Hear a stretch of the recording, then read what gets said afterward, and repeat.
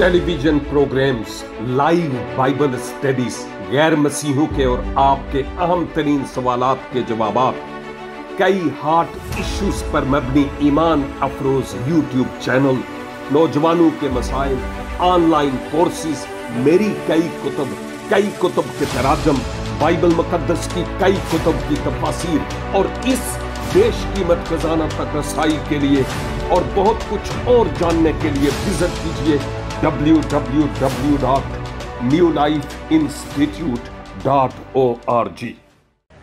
अब हम जिस जगह पर हैं ये भी एक तारीखी मकाम है।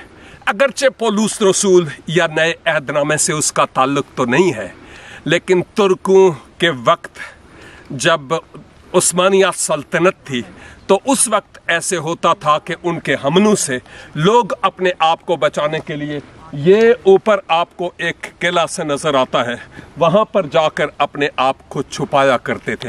ये सिर्फ आपकी मालूमात के लिए है।